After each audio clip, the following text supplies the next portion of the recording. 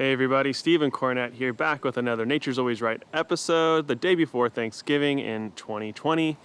Here to show you my recent events here on the homestead and to teach you a little bit about wells. I have been digging deep into wells the last couple days because our water pressure fell off tremendously, and I thought maybe I could try to figure it out. Of course, I'm an avid YouTube watcher as well, always trying to learn new things.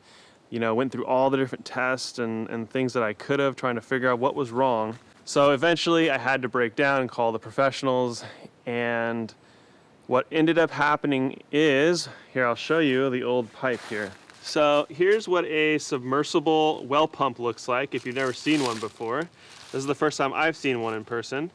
And basically my well guy, he ripped this off just to show me how it was barely hanging on, but there was a crack here down in the PVC, and that's why over the last couple days we were just losing pressure extremely quickly. And he told me that probably the homeowners installed this pump because they used Schedule 40, the wiring. It was all done insanely cheaply and just a really bad job.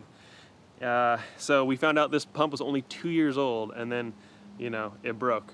So unfortunately, when you're buying a property or a house, you never know what you're going to get into, and we have had a bunch of different issues with this property since buying it, finding out different things that were done incorrectly, or I've mentioned how the power was run down to the barn without conduit, just on the top of the ground, raw.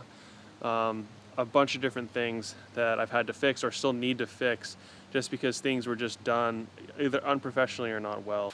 So luckily I had the number of a good well professional. So one thing I learned today was you never build a structure on top of your well, because if you ever need to pull the pipe to examine it or to replace the pump, how are you going to get it out?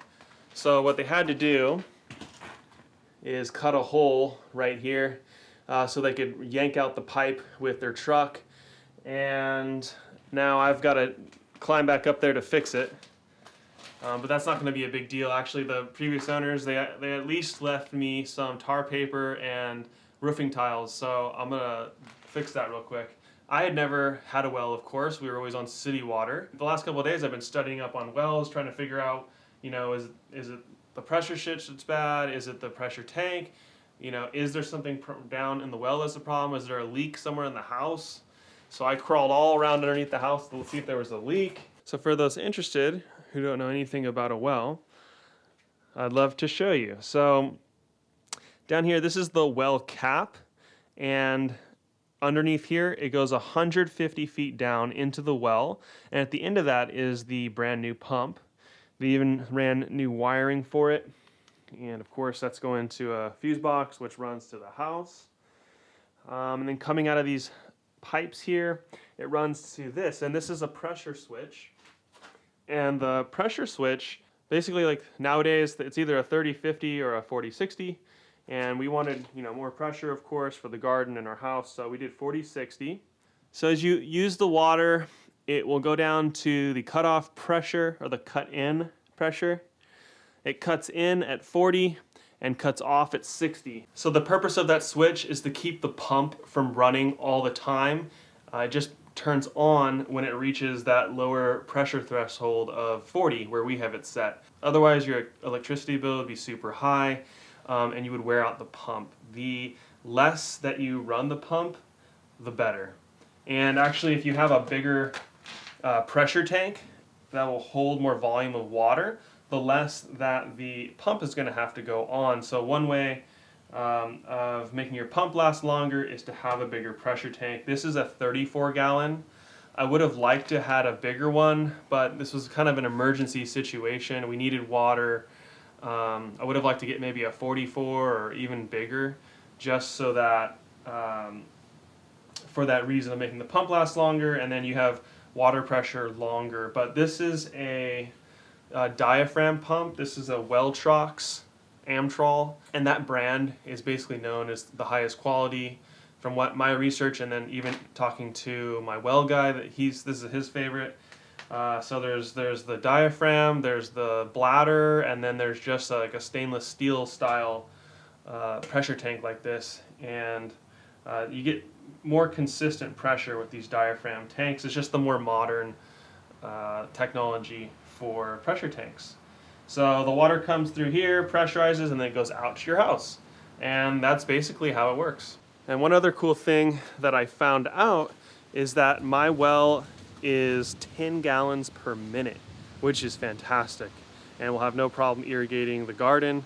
And it's just great to know that we have a good quality well where the water is, we've tested it and it's good. And the flow rate is going to be very good. So that's really good. I'm really thankful for that. And so now I'm going to jump up here, knock out this roof really quick before the rain comes. There's actually a big storm coming. I don't know if you can see, there's like tons of trees moving.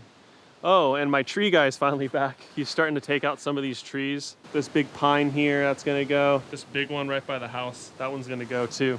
So I'm getting closer to being able to put in my garden. And I just got some mushroom compost as well, which is gonna be the start of the garden. I got a really great price on it. And I wanna wish everybody here in America happy Thanksgiving. Have a wonderful time with your family and friends and eating good food, just enjoying all that good bonding time. And be sure not to listen to the media. Go out there, have a great time. Do not obey any tyrannical order, unlawful orders of you can only have 10 people at your home. You have to wear masks. Do not obey any of it. It's all nonsense. And just live free. That's what it's all about. And that's why we grow our own food, to provide more freedom, more health to our families. And hopefully I'll make another video on this subject in depth real soon. But it's going to be very important to the future that we grow our own food, even more so now, because of what's going on and because of the tyrannical things coming down the pipeline if we don't stand up and stop consenting to it. So be sure to go out there, have liberty on your mind, do not obey government officials or whatever they say, and have a happy Thanksgiving.